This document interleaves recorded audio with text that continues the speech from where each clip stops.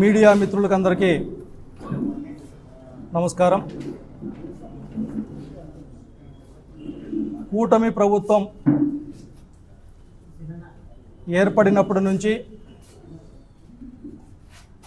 ఈ రాష్ట్రంలో కరెంటు బిల్లుల పేరుతో ప్రజలపైన పెద్ద ఎత్తున భారం మోపడాన్ని నిరసిస్తూ ఈ నెల 27వ తారీఖున వైఎస్ఆర్సీపీ పోరుబాట కార్యక్రమాన్ని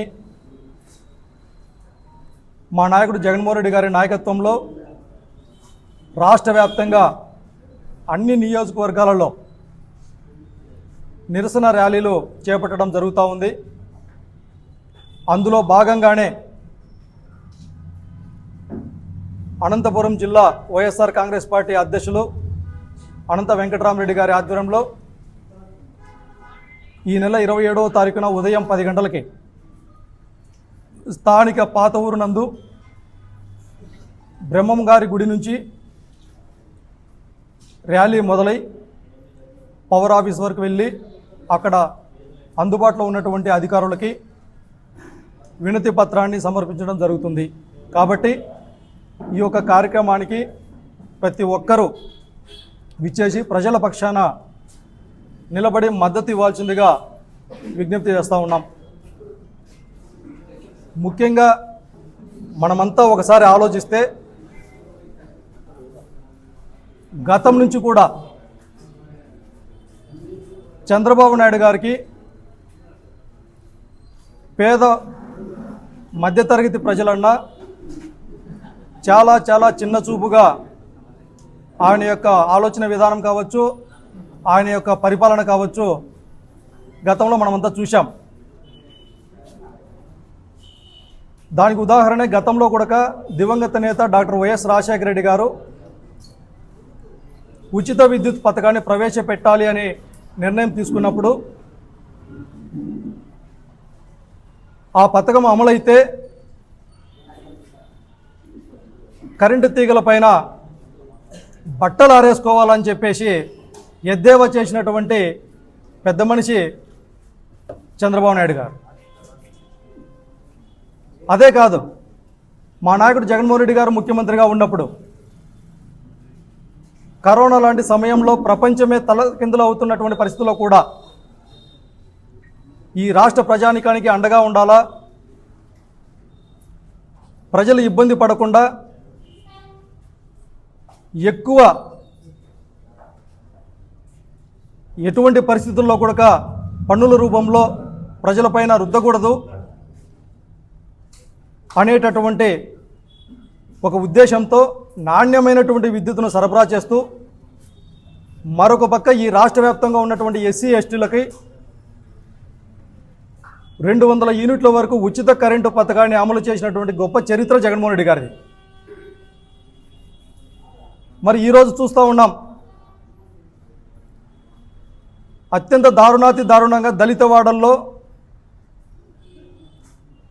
కరెంటుని కట్ చేస్తున్నటువంటి అధికారుల యొక్క నిర్లక్ష్య వైఖరిని కనుక మనం చూస్తూ ఉన్నాం. ఈ ప్రభుత్వంలో ఒకప్పుడు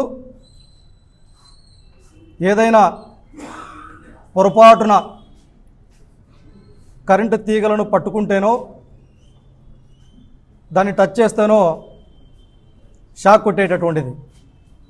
మరి ఇవాళ చూస్తూ ఉన్నాం, కూటమి ప్రభుత్వంలో కరెంటు బిల్లులు పట్టుకుంటే షాక్ కొట్టి ప్రజలంతా అయోమయంలో తల్లకిందులు అయ్యేటటువంటి పరిస్థితులను మనం ఇవాళ చూస్తూ ఉన్నాం.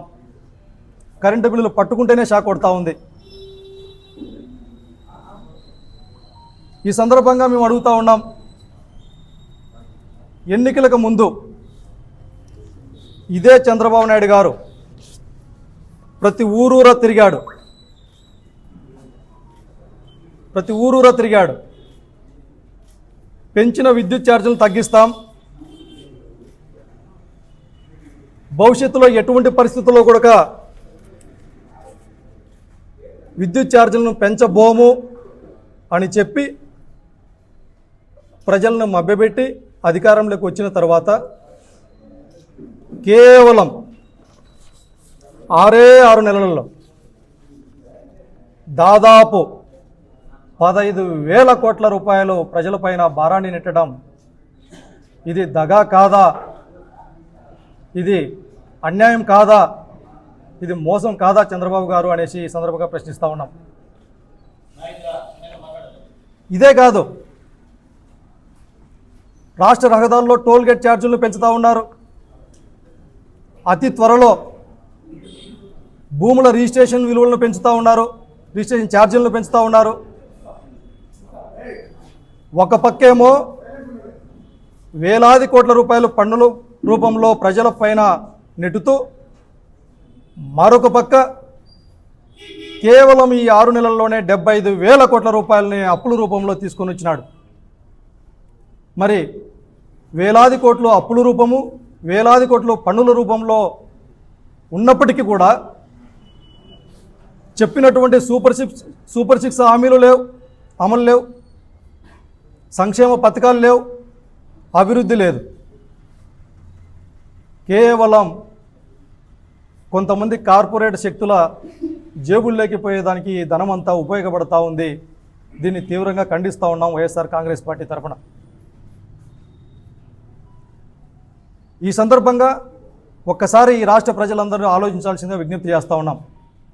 మా నాయకుడు జగన్మోహన్ రెడ్డి గారు ముఖ్యమంత్రిగా ఉన్నప్పుడు గ్రామ స్వరాజ్యాన్ని తీసుకొని వచ్చి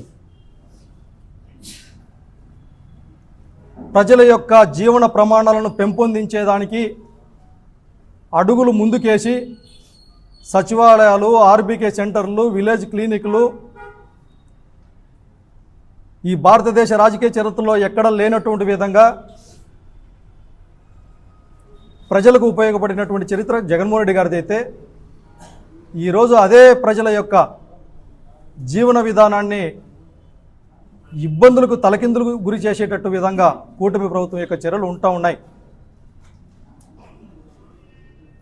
అందుకే ఈ సందర్భంగా అడుగుతూ ఉన్నాం, గతంలో రాజకీయం అంటే ఏదో ఎన్నికలు వచ్చినప్పుడు మాత్రమే ప్రజల దగ్గరికి వెళ్ళాలా, అప్పుడు మాత్రమే ఓట్లు అడిగేదానికి మాత్రమే ప్రజల అవసరం అన్నింటిలో ఉన్నటువంటి రాజకీయాన్ని వైఎస్ఆర్ కాంగ్రెస్ పార్టీ